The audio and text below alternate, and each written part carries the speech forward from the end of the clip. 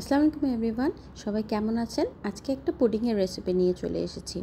Pudding তো সবাই ready করেন, কিন্তু আমার মতো করে একবার একটু রেডি করে দেখেন, অনেক টেস্টি হবে, অনেক ভালো লাগবে। এরপরে আর কাস্টার্ড পাউডার দিয়ে পুডিং আর কেউ বানাতে যাবে না।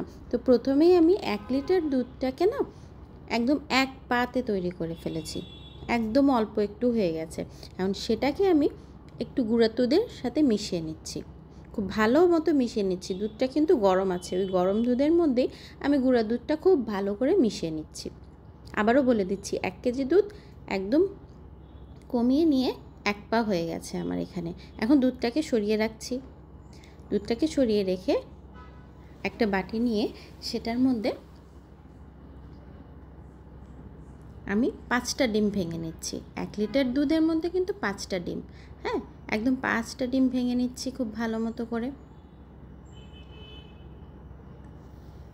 ডিম ভাঙা হয়ে গেছে। এখন এগুলোকে আমি খুব ভালো মতো ফেটিয়ে নিয়ে এভাবে রেডি করে নিচ্ছি। খুব ভালো মতো মেশাতে হবে, কিন্তু লাম্প থাকলে চলবে না। তার সাথে আমি এই দুধটা অ্যাড করে দিচ্ছি, এবং চিনি তো দিতেই হবে পরিমাণ মতো, স্বাদ মতো। আপনারা চিনি দিয়ে নেবেন, যে যেরকম চিনি খেতে পছন্দ করেন।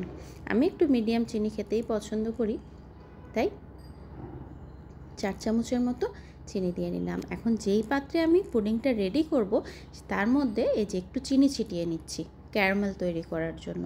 ঠিক আছে, আমি এখানে ক্যারামেলটা তৈরি করে নিব। এই যে চুলার উপরে বসিয়ে দিলাম।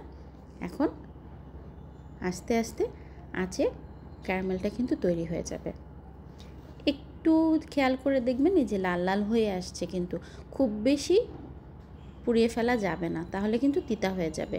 একদমই না, এই যে হালকা হালকা করে হয়ে আসছে। এই যে ঘুরিয়ে ঘুরিয়ে ক্যারামেল রেডি কিন্তু আমার। আর বেশিক্ষণ রাখবো না কিন্তু চুলার উপরে, চুলা বন্ধ করে ফেলেছি। এখন এটা একটু ঠান্ডা হতে দেব। ঠান্ডা হয়ে আসলে এই মিক্সচারটা জাস্ট দিয়ে দেব। এই যে রেডি। বাটির মধ্যে ঢাকনা দিয়ে আমি একটা কড়াইতে পানি দিয়ে বাটিটা বসিয়ে দিয়েছি। উপরে একটা শক্ত ভারী কিছু চাপা দিয়ে দিব। দিয়ে আমি পানি দিয়ে দিচ্ছি। একদম ঘড়ি ধরে 1 ঘন্টা, 1 ঘন্টা রাখতে হবে। হ্যাঁ, মজার জিনিস খেতে হলে একটু তো কষ্ট করতেই হবে, স্বাভাবিক। কাস্টার্ড পাউডার দিলে খুব তাড়াতাড়ি জমে যাবে, কিন্তু অতটা টেস্টি হবে না এটার মতো। এই যে আমার পুডিং কিন্তু একদম রেডি। একটু ঠান্ডা হয়ে আসুক। এই যে আমি প্লেটে সার্ভ করে দিয়েছি। এখন একটু কেটে দেখাই কেমন হয়েছে। একবার হলেও ট্রাই করে দেখবেন। সবার বাসাতেই পুডিং হয়, কিন্তু এটার টেস্টের মতো টেস্ট হওয়াটাই আসল ব্যাপার। যারা যারা আমার হাতের পুডিং খেয়েছেন তারা বলবে। Thank you.